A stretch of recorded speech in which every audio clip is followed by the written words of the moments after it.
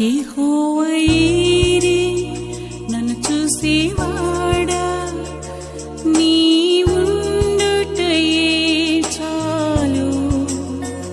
యెహోవా రఫా స్వస్థ ప్రదాత, నీ గాయమే బాగు చేయు. యెహోవా షమ్మా తోడుండువాడా, నా అక్కరలను తీర్చు. కృపగల దేవ, పరిశుద్ధుడు అయిన తండ్రి, మరొకసారి మీ సన్నిధిలోనికి వస్తున్నాం నాయన. కృప చూపండి, సహాయం చేయండి. గతంలో మీరు మాకు బోధించినటువంటి అంశాలు ప్రభువా, మరి మేము విన్నాం తండ్రి, దాని కొరకు ప్రయాసపడుతున్నాం. మరి ఇప్పుడు మరికొన్ని అంశాలు నీ దాసుడైన నాతో మాట్లాడించి మీకు మహిమ తెచ్చుకోనండి. వినగలిగిన చెవిని, గ్రహింపగలిగిన హృదయమును, లోబడి స్వభావమును నాకు వినుచున్న వారికి అనుగ్రహించండి. మిమ్మల్ని మీరు మహిమపరచుకోనండి. యేసు నామమున అడుగుచున్నాను తండ్రి, ఆమెన్. క్రీస్తునందు ప్రియులారా, మనము కొన్ని దినాలుగా పరిశుద్ధులు పరిపూర్ణులకు అగుటకు చేయవలసినటువంటి విధులను గురించి మన వాక్యానుసారంగా మనం నేర్చుకుంటున్నాం. మొదటి ప్రసంగం, రెండవ ప్రసంగాల్లో మనం 5 విషయాలని మనం మరి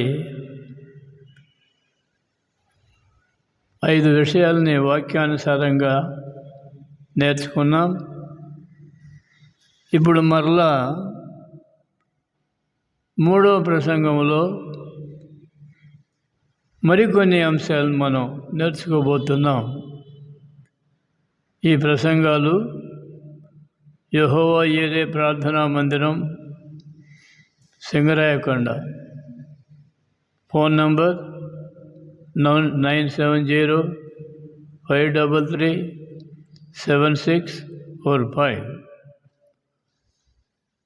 మరి గతంలో మనం తెలుసుకున్నటువంటి 5 ముఖ్యాంశాలు, వాటిలో ఒకటి అబద్ధమాడరాదు అనే విషయం నేను మరలా మీకు జ్ఞాపకం తెస్తున్నాను. ఇప్పుడు 6వదిగా ఎఫ్సీ పత్రిక 4వ అధ్యాయం 26వ వచనము,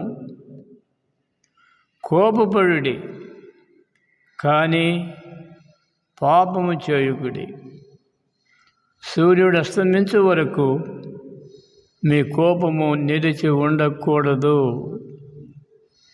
ప్రియులారా, ఈ మాట మనం అందరము మరి హృదయంలో ఉంచుకొని తగినటువంటిది. ఏమంటుంది? కోపపడుడి కానీ పాపము చేయకుడి. ఎందుకు కోపము అని అంటే, అపరాధాన్ని గద్దించడానికి, దానిని మాన్పించడానికి ప్రభువు చెప్పిన రీతిగా మనం పరిపూర్ణ పరిశుద్ధులముగా ఉండాలి అని అంటే, కోపపడకుండా, ఒకవేళ కోపపడవలసి వచ్చినా దానిని దేవుని వాక్య ప్రకారం ఏముంటుంది అంటే, కోపపడుడి కానీ పాపము చేయకుడి. ప్రభు అయిన క్రీస్తు వారు కూడా ఆయన యెరూషలేము దేవాలయమునకు వెళ్ళినప్పుడు ఆయన కూడా కోపడ్డాడు. ఎవరి మీద? అక్కడ వ్యాపారం చేసినటువంటి వ్యాపారుల మీద కోపడి, నా తండ్రి ఇల్లు మీరు వ్యాపారపు ఇల్లుగా చేస్తున్నారు అని చెప్పి వారి బల్లలు కూడా క్రింద పడద్రోశాడు ఆయన. అది కోపం. అయితే ఎందుకు చేశాడు ఆయన? ఏమైనా అక్కడ పాపం చేశాడా? పాపం చేయలా. పాపం చేసేవారిని చేయకుండా వారికి ఒక సందేశం ఇవ్వడానికి, వారిని సరిచేయటానికి ఆ కార్యం ఆయన జరిగించాడు. ఆ రీతిగానే ఆయన బిడ్డలమైనటువంటి మనము కూడా మన జీవితకాలం అంతా కూడా అవసరమైనప్పుడు మాత్రమే కోపపడాలి. కోపపడినప్పటికీ దుర్భాషలు ఆడకూడదు, పాపం చేయకూడదు. అంతేకాదు, సూర్యుడు అస్తమించే వరకు దానిని హృదయంలో ఉంచుకోవటం దేవునికి ఇష్టము లేని కార్యం. కానీ చాలామంది భయంకరమైనటువంటి పరిస్థితి ఏంటంటే, ఎవరి మీదనైనా కోపం ఉన్నట్లయితే కొన్నిసార్లు వారు మరణించేదాకా ఆ కోపం అలాగనే ఉంచుకుంటారు. ప్రియులారా, దేవుని బిడ్డలమైనటువంటి మనకు అలాంటి జీవితం అక్కర్లేదని దేవుని వాక్యం మనకి సెలవిస్తుంది. ఇకపోతే తరువాత అంశం ఏంటి అని అంటే, ఎఫెసీ పత్రిక 4వ అధ్యాయం 28వ వచనం అంటుంది, దొంగిలవాడు ఇక మీదట దొంగిలకూడదు, తన చేతులతో మంచి పని చేయొచ్చు కష్టపడవలెను. కాబట్టి దేవుని పిల్లలమని చెప్పుకుంటూనే ఉంటాము.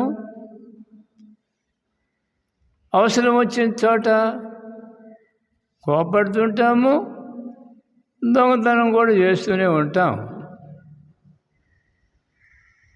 ఈ దొంగిలేటటువంటి వాడు, అబద్ధం చెప్పేటటువంటి వాడు పరిపూర్ణ పరిశుద్ధుడా? కాదు. ఇక్కడ దేవుని వాక్యం మనతో చెబుతున్నటువంటి మాట, దొంగిలవాడు ఇక మీదట దొంగిలకూడదు. చాలామంది ఉద్యోగంలో దొంగతనం చేస్తారు, బంధుమిత్రుల దగ్గర పోయినప్పుడు అక్కడ కూడా దొంగతనం చేస్తారు. అవసరమైనప్పుడు ఏది వానికి కంటికి నచ్చితే దాన్ని సాధ్యమైనంత వరకు తీసుకొని వెళ్ళే ప్రయత్నంలోనే ఉంటారు చాలామంది. వీరు క్రైస్తవేతరులా అనేటటువంటిది గమనించవలసిన అవసరం ఉన్నది. క్రైస్తవుడు అనేటటువంటి వాడు దొంగిలకూడదు అని, క్రైస్తవుడే కాదు 10 ఆజ్ఞల్లో ఒక ఆజ్ఞ దొంగిలకూడదు అని. కాబట్టి క్రైస్తవుడివైనా కాకపోయినా నీవెవరైనా సరే దొంగిలించుట అనేటటువంటిది ఇది చాలా శాపగ్రస్తమైనటువంటి విషయం. కనుక ఈ దొంగతనం చేయకుండా, బాల్యము నుండి చేయకుండా ఉండటం మంచిది. బాల్యం అంటే 6 or 7 years ఓల్డ్ టైంలో, ఆ పీరియడ్లో సాధారణంగా చిన్నపిల్లలు కాబట్టి దొంగిలించుట కొంత జరుగుతూ ఉంటుంది. అయితే అంత మాత్రం చేత దాన్ని జీవితాంతం కొనసాగించాలనేటువంటిది దేవుని చిత్తం కాదు. జ్ఞానోదయం అయిన తరువాత ఈ దొంగతనాన్ని మానుకోవడం చాలా మంచిది. ప్రియులారా, మరి ఇక్కడ ఎందుకు దొంగతనం మానుకోమంటున్నాడు అని అంటే, ఈ దొంగిలినందువలన ఇతరులకు మనం అపకారం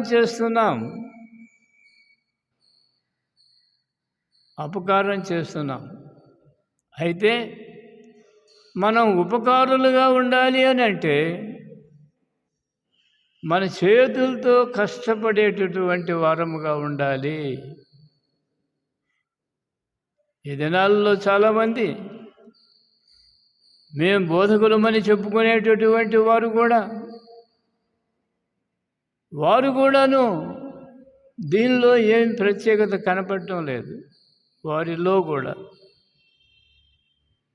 కాబట్టి ఇక్కడ దేవుని వాక్యం మనతో చెప్తున్న సత్యం ఏంటంటే, తన చేతులతో మంచి పని చేయొచ్చు.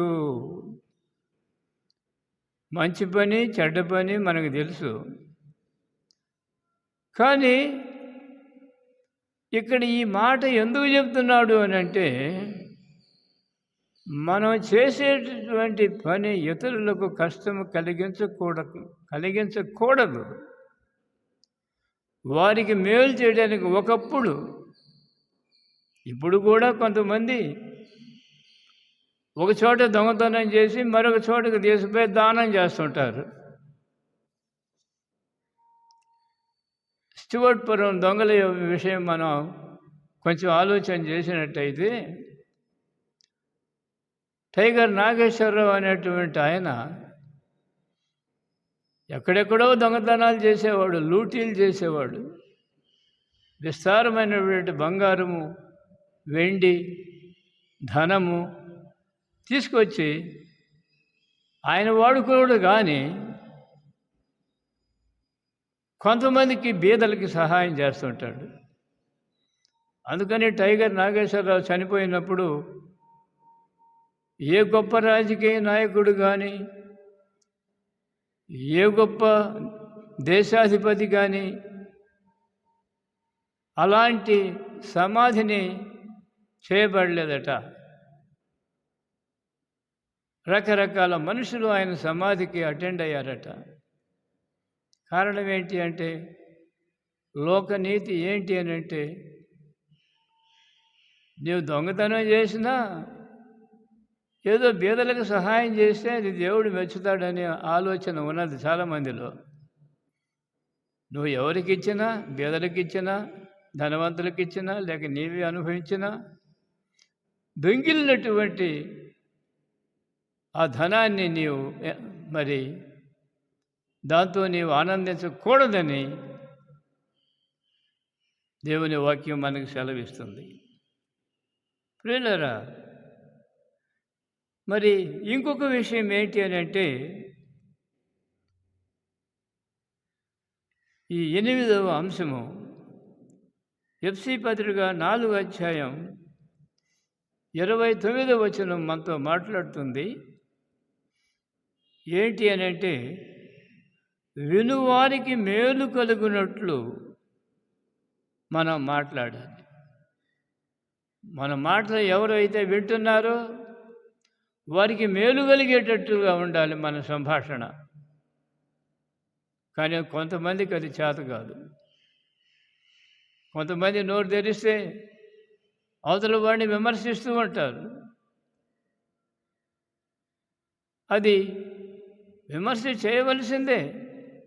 చెడుగు చేసినప్పుడు విమర్శించి అది సరికాదని చెప్పి సలహా ఇవ్వవచ్చును, దానికేం తప్పులేదు. కానీ నీవు నోరు తెరిస్తేనే ఇతరులను విమర్శిస్తూ, అంతేకాదు దుర్భాషలాడుతూ, దుర్భాషలు అంటే చెడ్డ మాటలు, తిట్టుబోతు మాటలు మాట్లాడుతూ, కొంతమంది ఏదైనా ఒక విషయం చెప్పాలి అని అంటే మొదట వారు ఒక బూతు మాట మాట్లాడితే కానీ వారు చెప్పదలుచుకుంది చెప్పలేరు. ఎందుకని అంటే వారి జీవితంలో ఈ బూతులు చెప్పటం, బూతులు మాట్లాడడం అనేటటువంటిది వారి రక్తంలో ఇంకిపోయింది. వారికి అది నేరంగాను కష్టంగాను కనబడదు. అలాంటి వారు నేను దేవుని సేవకుడును సేవకురాలని, నేను క్రైస్తవుడును క్రైస్తవురాలని అని చెప్పుకోవడమే అది యోగ్యమైనటువంటి విధానం కాదు. దేవుడు కూడా నొచ్చుకుంటాడు. ఆయన అయ్యో పరిశుద్ధంగా ఉండడానికి నేను వీరికి ఇస్తున్నటువంటి సలహాలు వీరు ఏమాత్రమును అంగీకరించే స్థితిలో లేరు.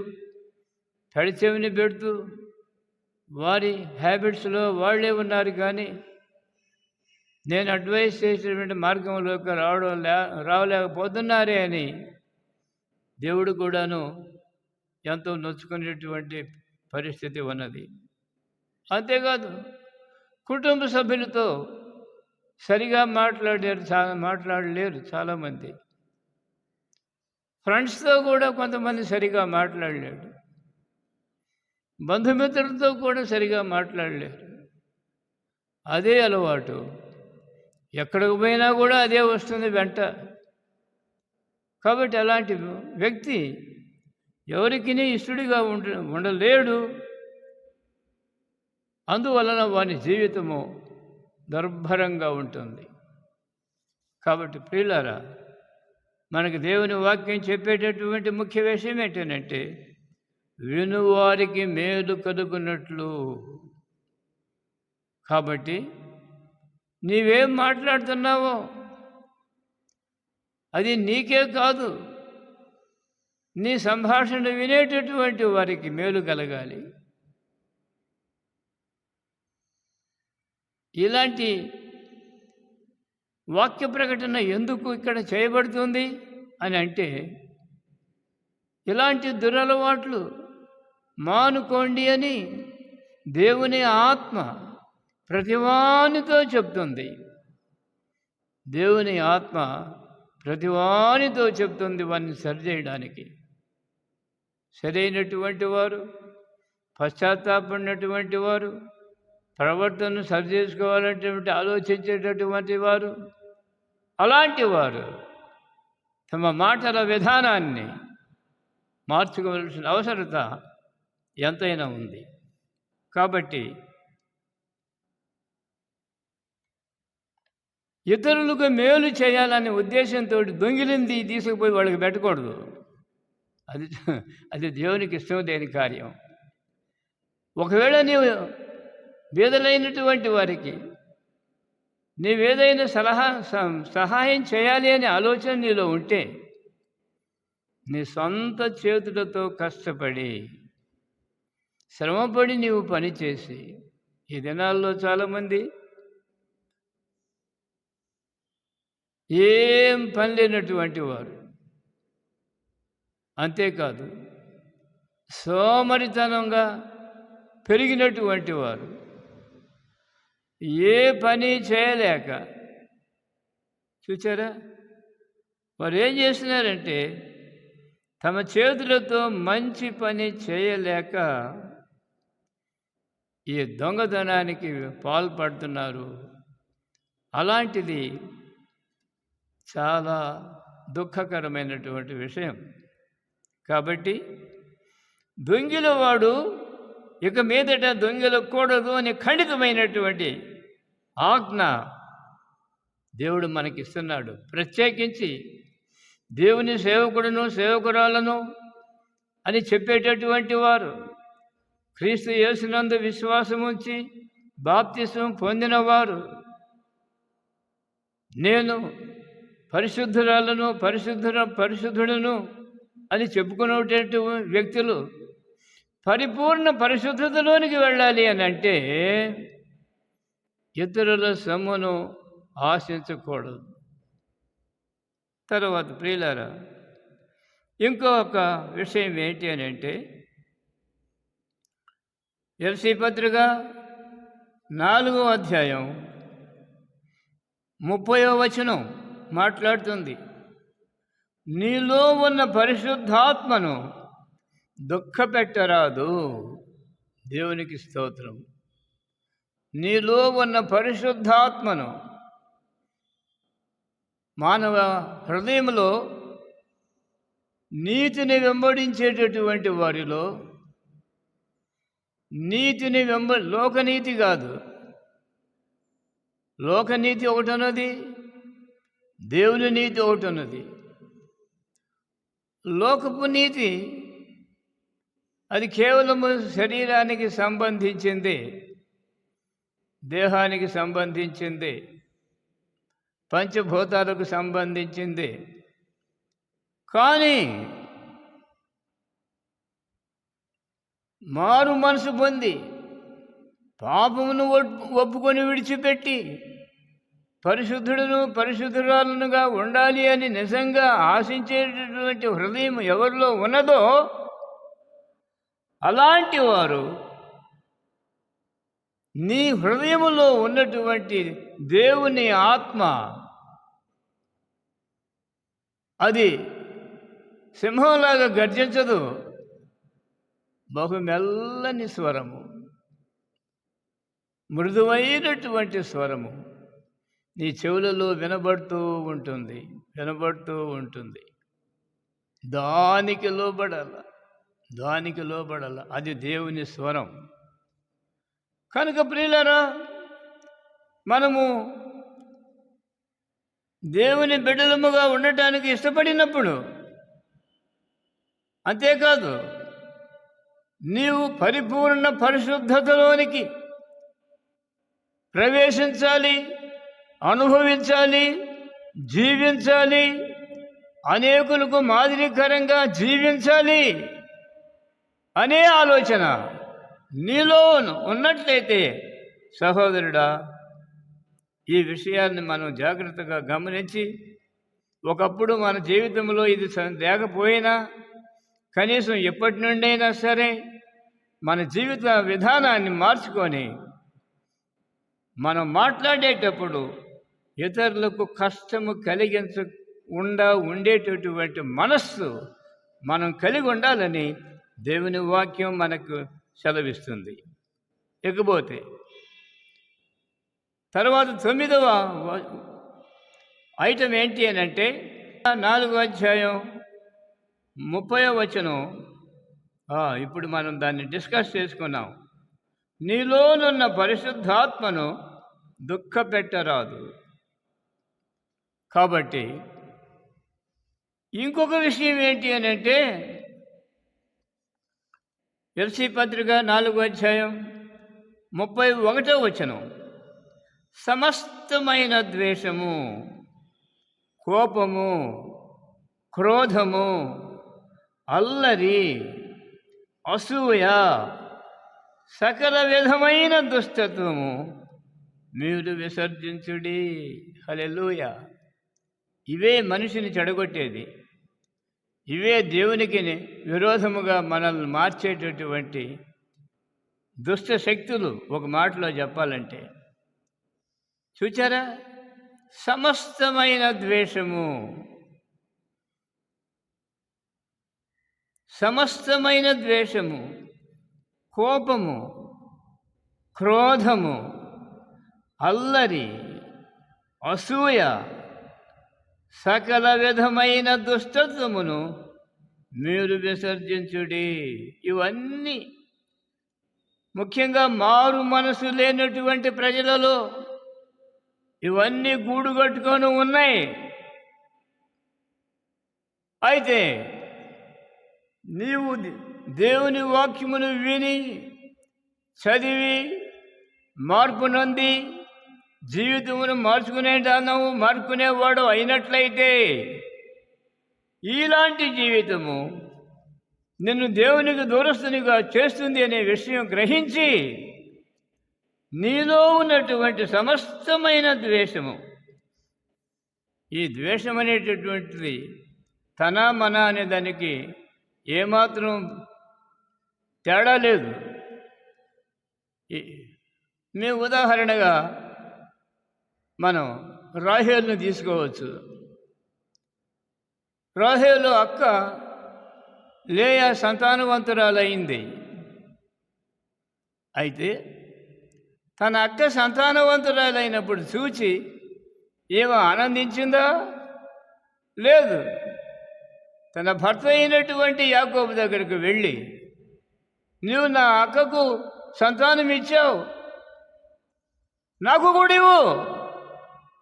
ఆమెకి ఇచ్చినటువంటి వాడు నాకెందుకు ఇవ్వు? నాకు కూడా సంతానం ఇవ్వు, లేకపోతే నేను చస్తా అన్నది. అదేంటండి అది? ద్వేషము, అసూయ. ఈ అసూయ వలన ఎంతటి వాడైనా సరే దేవునికి ఇష్టడుగా ఉండలేడు. కనుక ప్రియులారా, సొంత అక్క చెల్లెళ్ళలోనూ సొంత అన్నదమ్ములలోనూ ఎంతగానో ప్రేమించినటువంటి ఫ్రెండ్స్ అనే వారిలో కూడా మార్పు లేకపోయినట్టయితే, అనేకులు బోసం ఫ్రెండ్స్గా వ్యవహరిస్తూ కూడా ఆ బోసం ఫ్రెండ్ ఎవడైతే ఉంటాడో వాడి చేతుల్లోనే ఇంకొకడు హతుడైపోతున్నాడు ఈ దినాలలో. ఇలాంటి కేసులు ఎన్నో వస్తున్నాయి. కాబట్టి ప్రియులారా, మనం ఈ విషయాన్ని గమనించి మన ప్రవర్తనను సరిచేసుకునవలసినటువంటి మరి అవసరం ఇది ఎంతైనా ఉన్నది. కారణమేమి? దేవుని వాక్యం మనతో సెలవిస్తుంది ఏంటంటే మీరు సంపూర్ణ పరిశుద్ధులు కావాలి. సంపూర్ణ పరిశుద్ధులు. సంపూర్ణ పరిశుద్ధులు. సంపూర్ణత ఎక్కడున్నది అంటే యేసు ప్రభువులోనే చూడగలం. భూలోకంలో జన్మించినటువంటి స్త్రీకి జన్మించినటువంటి ఎవడైనా సరే ఒక్క యేసుక్రీస్తు తప్ప మిగిలినటువంటి వారందరూ ఈ విషయాల్లో మరి సంపూర్ణులు కాలేకపోతున్నారు. కనీసం ఇప్పుడైనా సరే నీవు నేను గతంలో ఏలాగా మనం జీవించామో తెలియదు, కానీ దాన్ని ఒప్పుకొని విడిచిపెట్టామో లేదో, కానీ ఇప్పుడు నీవు వింటున్నటువంటి వాక్య ప్రకారము నీవు దేవునికి సమీపస్తురాలివిగా పరిపూర్ణ పరిశుద్ధుడుగా ఉండాలి అనంటే దేవుని యొక్క ఇష్టానుసారం ఈ చెడు కార్యాలన్నీ వదిలిపెట్టవలసిన అవసరత ఎంతైనా ఉంది. సమస్తమైన ద్వేషము, కోపము చాలామందికి మరణించే వరకు కూడా కోపం అట్నే పెట్టుకొని ఉంటారు. అతను మరణిస్తూ అంతటితో పోడు. తన కుమారుని దగ్గరికి పిలిచి, ఇదిగో పలాని వాడు నాకు విరోధి, నా దారిని నేను పోతున్నాను, నీ చేతైనట్టు చూసుకొని వాడికి మరలా ప్రతీకారం జరిగించు అని చెప్పి వస్తారు కొంతమంది. ప్రియులారా, అలాంటి దౌర్భాగ్య స్థితి ఈ వర్తమానం వినుచున్నటువంటి సహోదరి సహోదరుడా, నీవు ఈ విషయంలో మార్పు నందవలసిందిగా దేవుని సేవకునిగా నేను నీతో మాట్లాడుతున్నాను. అంతేకాదు, చూడండి, అసూయ. ఇందాక నేను చెప్పాను, రాహేలు తన అక్క సంతానవంతురాలైనందుకు అసూయతోటి తన భర్త అయిన యాకోబు దగ్గరకు వచ్చి, నాకు కూడా నీవు సంతానం ఇస్తావా లేదా? ఆమెకి ఇచ్చిన వాడు నాకు కూడా ఇవ్వు, లేకపోతే నేను చస్తా అంటున్నది. ఇది ఎందువల్ల కలిగింది? అసూయ వలన కలిగింది. కాబట్టి ప్రియులారా, ఈ అసూయ అనేటటువంటిది మానవుల్ని అధోగతికి తెస్తుంది అనేటువంటి విషయం మనం జాగ్రత్తగా గమనించాలి. కాబట్టి ప్రియులారా, ఇప్పుడు మనం మరి చూసినటువంటి అంశాలన్నీ కూడా దేవునికి సమీపస్తులుగా ఉండాలని, మనం పరిశుద్ధ పరిపూర్ణులముగా ఉండాలని పరలోక రాజ్య ప్రవేశం చేయడానికి మనం అర్హత సంపాదించాలని ఆ మహాదేవుడు మన పట్ల చూపుతున్న కృపకై వందనాలు. కాబట్టి ఈ సందేశం వినుచున్న సహోదరుడా, సహోదరి, నువ్వెవరైనా సరే, ఇదిగో నేడు అన్న సమయం ఉండగానే నీ ప్రవర్తనను మార్చుకొని నీవు బాప్తిసం పొందినా పొందకపోయినా ఈ విషయాల్లో మాత్రం జాగ్రత్తగా ఉండాలి. అలాంటి కృప దేవుడు నీకు నాకు అనుగ్రహించి ఆయనతో కూడా నిత్యరాజ్యములో యుగయుగములు జీవించువారముగా చేయబడదుముగాక. ఆమేన్. తండ్రి అయిన దేవా, మీకు వేలాది వందనాలు. మేము ప్రభువ పరిపూర్ణ పరిశుద్ధులముగా నీ కుమారులని పిలువబట్టుకు తగిన వారముగా ఉండాలని మీరు మాతో ప్రభు మీరు మరలా మమ్మల్ని హెచ్చరిస్తూ ఆ ప్రభు మీరు అందిస్తున్నటువంటి సందేశాల కొరకు నీకు వందనాలు. రోజు పని సహాయం చేయి. వాక్య విరుచున్న వారు అనేకులు మారు మనసు పొందలాగా సహాయం చేయి. బోధించిన నేను ఇవన్నిటినీ అనుసరించడానికి నాకు తగిన జ్ఞానము, పరిశుద్ధత, ప్రేమ, వినయము దయచేయి. యేసు నామందు అడుగుచున్నాను తండ్రి. ఆమేన్. తండ్రి అయిన దేవుని ప్రేమ, కుమారుడైన క్రీస్తు ప్రభు కృప, పరిశుద్ధాత్మని అన్యోన్య సహవాసము కూడి ఉన్న మనకును సర్వలోక పరిశుద్ధులకును సదాకాలము తోడై ఉండునుగాక. ఆమేన్. Praise the lord.